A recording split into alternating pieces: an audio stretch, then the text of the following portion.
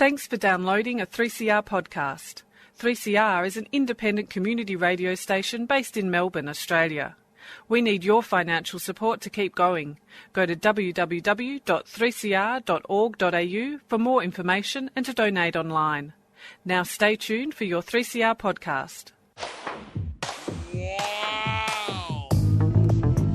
But you also had people that were very fine people on both sides. And the aliens with mind meld and give them the technology. They're bad aliens. So are you surprised the Nazis were influenced by demons? No, if demons are real, I would definitely think they'd be on the side of the Nazis. Yeah. McDonald's is connected to the Clintons. They chop up the bodies and put them into the sausage and hamburgers. People are being cannibalized.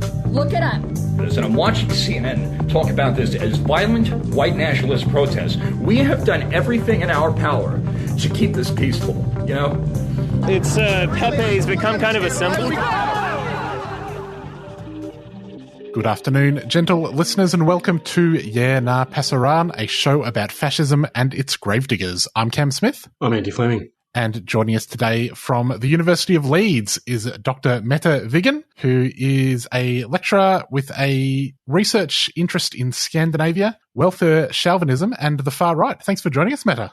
Thank you.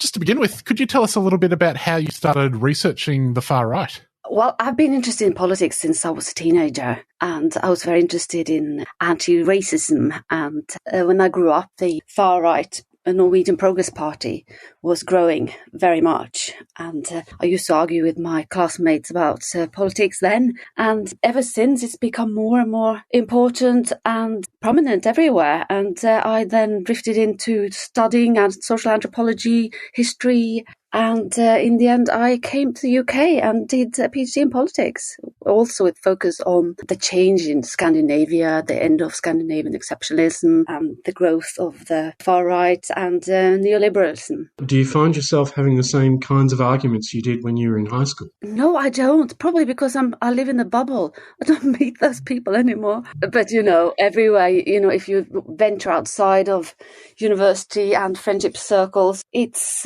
pretty much the same or worse, I think. Also, I noticed I never considered myself as an immigrant, for example, in the UK. I just thought I was here for a while and then became 29 years suddenly. But only after Brexit, I started to realize that, I am an immigrant. And the same arguments are just being used by moderate mainstream parties and media now. You've made reference to Scandinavian exceptionalism. What was or is this exceptionalism, and how does that relate to concerns over ethnic and racial composition, immigration, and, neoliberalism? Well, I think for a long time it was based on universal welfare state, where pretty everybody got more or less the same. And it was supported by people and parties from across the spectrum.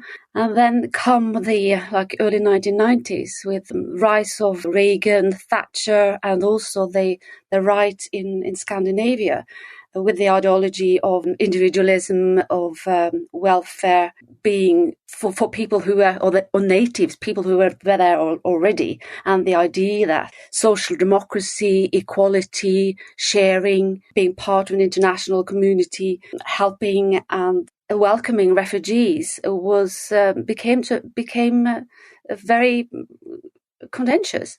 And in terms of how this, I guess, what you might describe as being a social democratic consensus across Scandinavia, you've noted the emergence of doctrines associated with Reagan and Thatcher.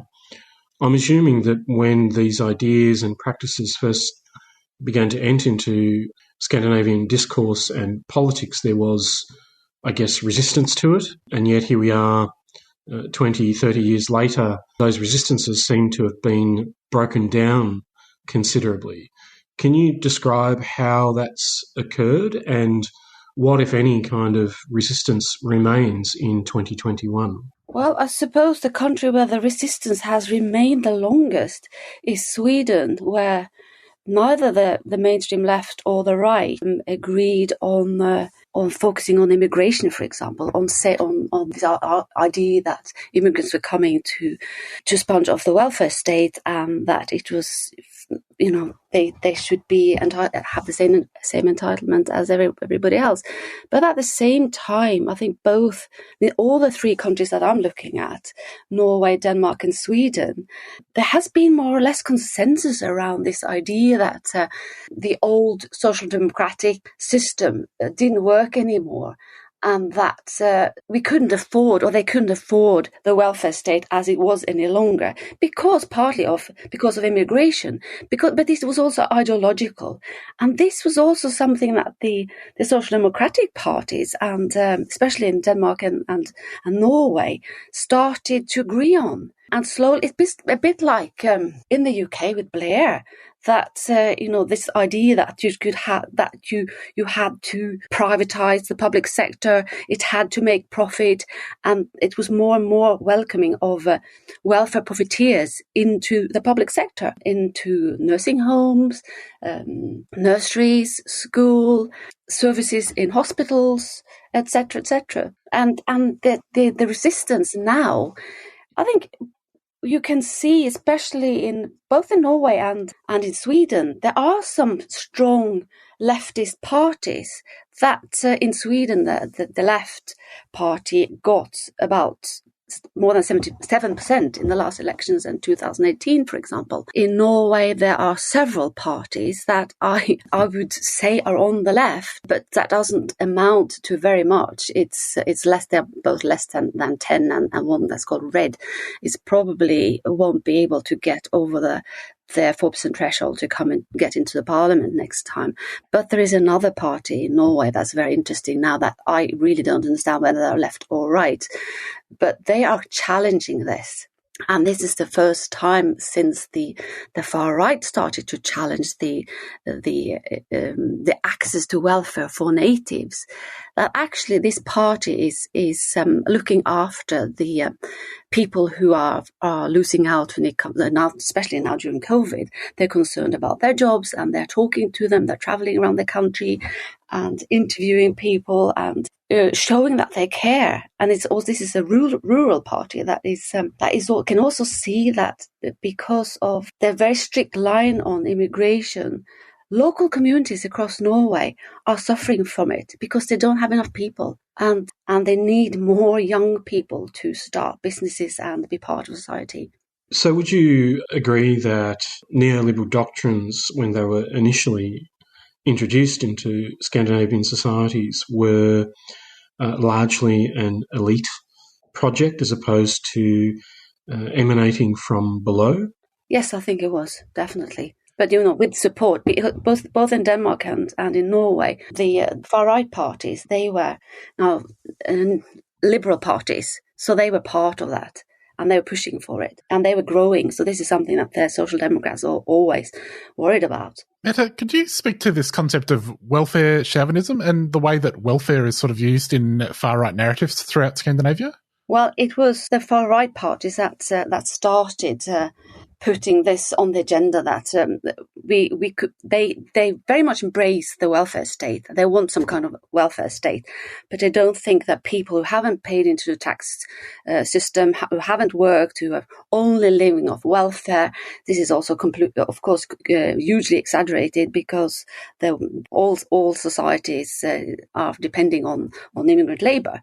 Welfare chauvinism has to do with the idea that there should be different access to the welfare state depending on your background and how entitled you are, depending on where you come from, how long you've stayed in the country, how much you have worked, etc., etc. Is that the kind of thing would lead to a kind of segmentation in terms of welfare policy, as in there would be differential rates of not only access but payment? How is this meant to actually manifest in terms of policy? It has worked in Denmark, for example. They have had some kind of dualistic welfare states welfare systems since 2001, when the far-right party was pushing for it and supporting that. And before that was introduced, there was especially on the left, there was a lot of resistance against it. But after it was introduced, surveys have shown that even on the left, people who consider themselves on the left, they agree with it. They think it's right. And I was shocked. I watched Channel 4 TV here a couple of weeks ago. A journalist was interviewing some people on the beach in Denmark, beautiful place where Shakespeare's Hamlet was set by the castle, and an old lady, lovely looking grandmother, was asked what she thought about their welfare state and how Denmark now are treating refugees. This idea that Damascus is safe and that refugees should be sent back there. And she just answered by saying, there's something rotten in Denmark. There's something so rotten here. And she said, people have been living here for 20, 30 years and they don't speak Danish. And they don't give anything back, and they come here and claim welfare. And this is kind of normal. This is absolutely normal to think and say. It's not just the fascists in the streets attacking immigrants. I guess the changes in popular discourse or public discourse around these matters, to what extent has this been informed by Scandinavian media? Is it the case that major media organisations in Scandinavia are helping to perpetuate these sorts of claims and the underlying ideology?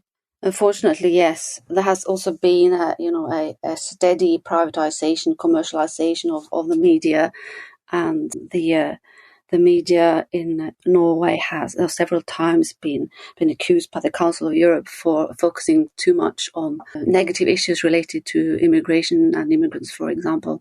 So absolutely, and now during the pandemic, how journalists are opening news programs by talking about import infection, for example, showing statistics how many people who are born abroad are infected by COVID compared to people who are born in Norway, without any thought of linking that to socioeconomic issues. Speaking of the pandemic, I guess Sweden has been held up by, well, not even the far right, just the right around the world as sort of the gold standard in a laissez-faire approach to tackling COVID to some, a great amount of tragedy. Yeah. But Sweden, of course, has a leftist government. How has the far right in Sweden navigated all of this? Well, they think, it's hard for them because now I think it's hard for the far right everywhere because, most governments have moved to the right and closed down and started or made a big distinction between immigrants and the native population everywhere. But in Sweden, it's a scandal, I think. It's been, the way they have dealt with COVID from last year with the Anders Tegnell, who's the chief epidemiologist of the Public Health Agency, was saying that, we don't wear masks in Sweden. We stay at home when we're ill. They become a symbol of kind of anti-mask, anti-lockdown and COVID deniers across the world. And the Social Democratic Prime Minister was kind of just agreed with that. But it's in Sweden, it's the Public Health Agency who is in charge of the day-to-day running or dealing with the virus. In December, they decided that it was a good idea to advise people to wear face masks, for example. But you look at the statistics, Tegnell is still insisting that they're doing more or less the same as everywhere else by all other countries. He said that recently, that our strategy is similar to those adopted by all countries. I think, the politicians or the governments of Norway and Denmark, I think, were shocked to hear that, because in Sweden, more than 13,600 had died last time I checked. In Norway, only 684. Denmark, 2,000 something. Sweden is bigger than both Denmark and Norway, but it's 10 million in Sweden and 5 in the two others, more or less. So it's tragic. But of course, at the same time, the Sweden Democrats, the far right party there, they have not managed to profit on it so much. They got, in the last elections, they got 17.6%. Now, I checked today, the poll at 19%. But still, the Social Democrats are polling at 27%. And the mainstream right also, 22%, I think. They've only managed to to stay more or less where they are, because the other parties are doing more or less what they suggested in the beginning, and they haven't managed to find a niche there, because they have continued the government and the public health agencies. They're also, putting a lot of emphasis on immigrants who are not protecting themselves, etc. But immigrants who worked in the health sector or in nursing homes last year, they started saying that they thought. Not only immigrants, but people who worked in that sector, they started to say they thought they might be bringing it to the old people in the nursing homes. And they didn't have masks, they didn't have any protective equipment. And it was frowned upon, and it was deemed to not be needed. And Tenel saying that we just have to achieve herd immunity. And we see that now. And I find, what I don't understand is that now, after so much death and misery in Sweden, he still doesn't say that doesn't realize that they've done anything wrong. It's as if it's okay to sacrifice the old and immigrants. You're listening to 3CR 8:55 AM, 3cr.org.au and 3CR Digital on your DAB radio. We're currently talking to Dr. Mette Wiggen about the Scandinavian far right.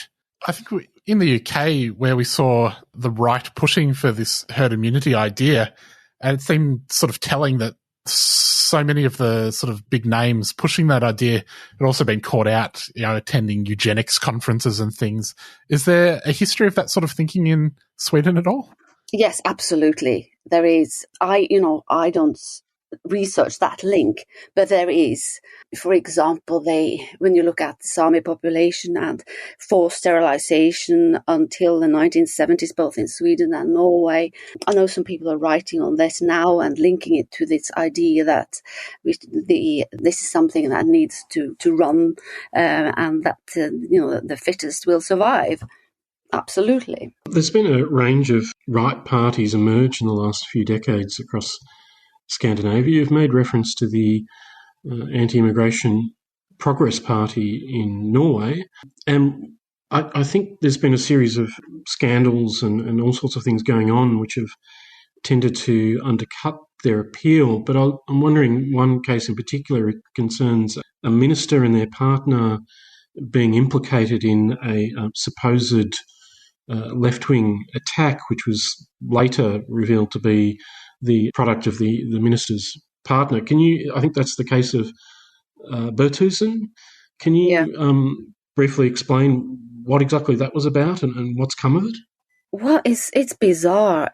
It was a play at the theatre that was focusing on immigration and on where the party was used as to show how bad they are for immigrants and for Norway.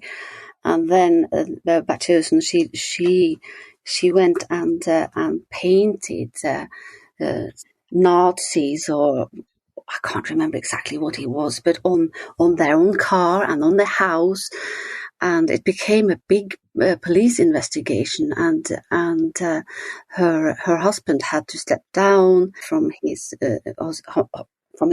ministerial job, and she was charged, and I think she was given two years in prison. Well, that I'm not entirely sure what happened next there, but this is very, very strange, and it's also very strange, I think, that the mainstream conservatives kind of, they believed it when it happened, that it was a leftist group and it was maybe the people who worked for the theatre had done it.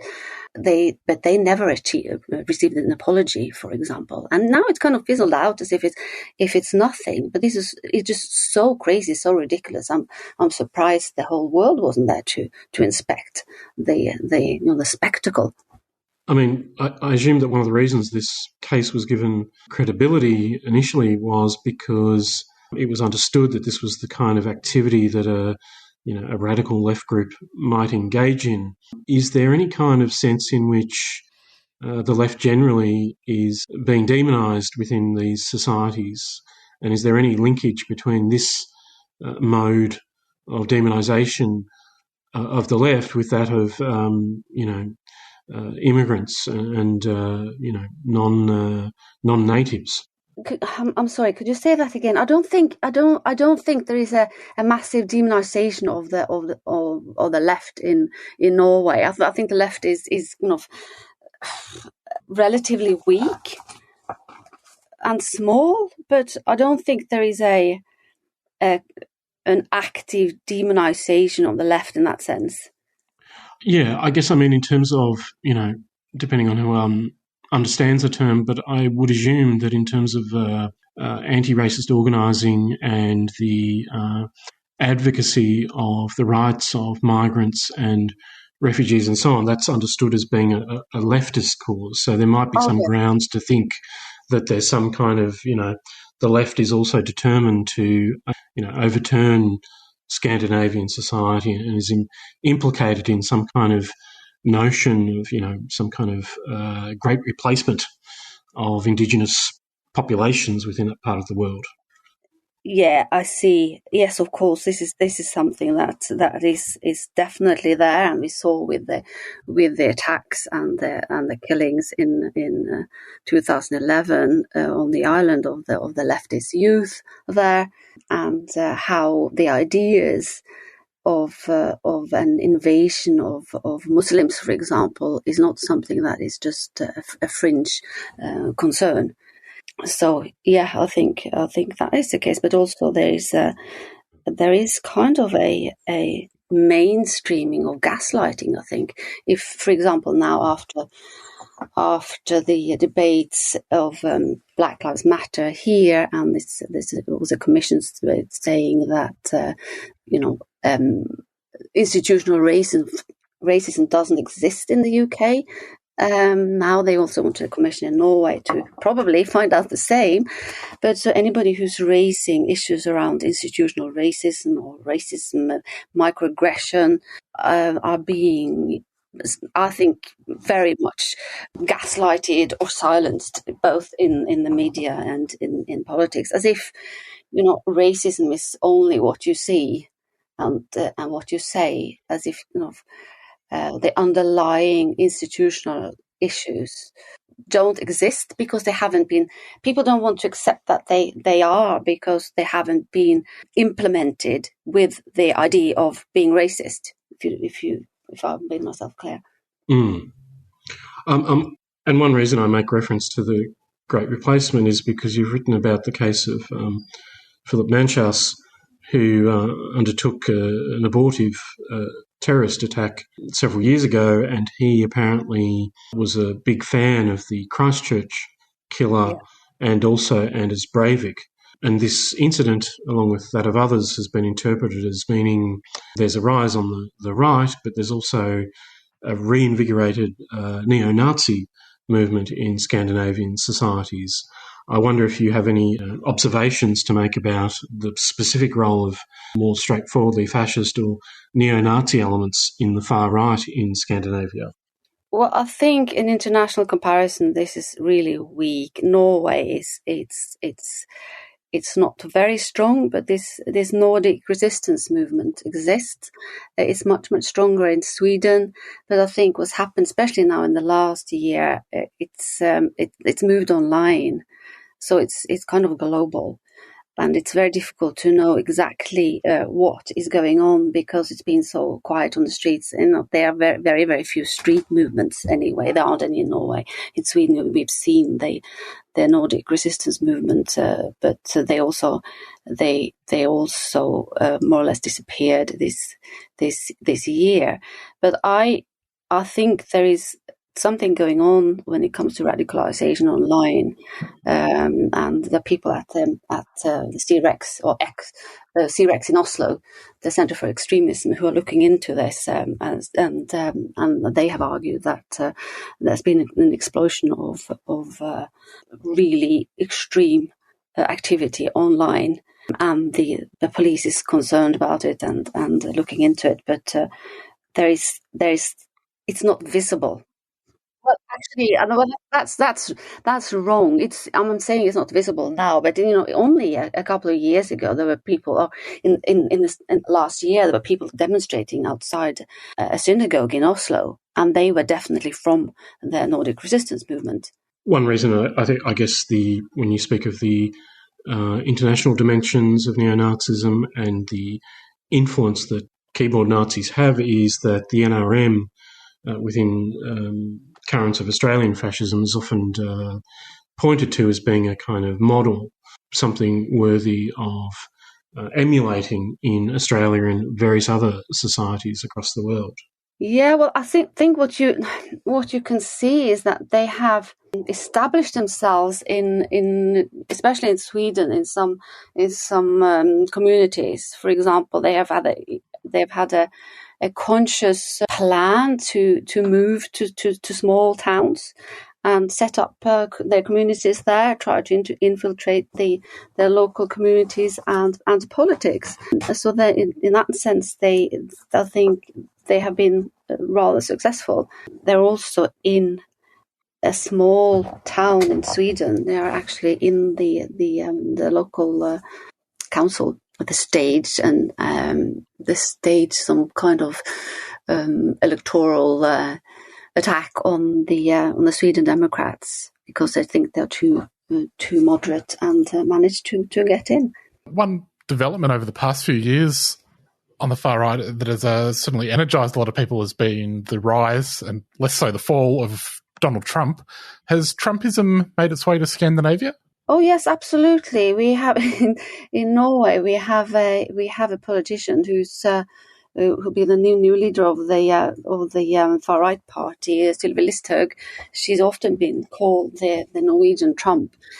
She's a Christian evangelist who says things like we eat pork and we drink alcohol in Norway. So if you want to be here, do that.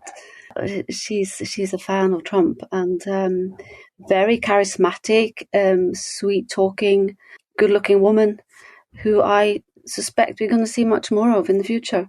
And I guess finally, Mette, what are the sources of opposition to the demonisation of migrants within Scandinavian societies? Is it simply a party affair, or are there other organisations that are defending migrants' rights and workers' rights?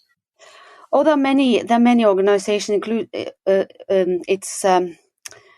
trade unions, for example, but also a world of organisations in all the countries, youth movements and movements linked to universities and sites where people are, music, for example, art. There was a big campaign recently in Oslo where many organisations got together. Also, they had input from the UN, where they had a campaign, like a pic with photos across Oslo, showing photos of brown and black people, and with quotes of what they've been. What kind of racism they had received on public transport, for example. So there is a lot going on, and also we have, it's also linked to political parties. There isn't even on the right, I think, a kind of a clear anti-immigrant in the sense of racist policy. And sentiment. It's all about, immigrants are okay if they work, if they behave, if they become Norwegian, but if not, that's another matter. Libraries, schools, there is a lot going on to like as a counter narrative to this, and also I think that younger people will not put up with this anymore, and I think maybe also. The Social Democrats moving so far to the right, becoming so anti-immigrant, will not be able to continue with that, because also they are depending on votes from people who are descendants of immigrants. Well, we'll have to leave it there. Thanks so much for joining us. If people would like to read more of your stuff, you're on Twitter at @MWiggenLeeds, and you also have quite a few articles up at the Centre for the Analysis of the Radical Right. That's right. Thank you very much. Well, Andy, that was a very interesting chat with Dr. Mette Wiggen there. Indeed, Cam. We'll be back next week. Global Intifada is up next. See you later. Bye-bye. There are many ways that you can keep up to date with 3CR news, events and programs. With Facebook stripping content, it's a timely reminder to focus on the communication channels and platforms that the community controls. The 3CR website is a great spot to catch all your shows via audio on demand or scroll through our range of podcasts. It's also where you can sign up to our monthly newsletter, buy yourself a new t-shirt, or check out archival audio from past broadcasts. Of course, we're also on Twitter @3CR and Instagram @3CR Melbourne. But don't forget our mighty AM band. Catch us anytime on 855 AM. Keep in touch. 3cr.org.au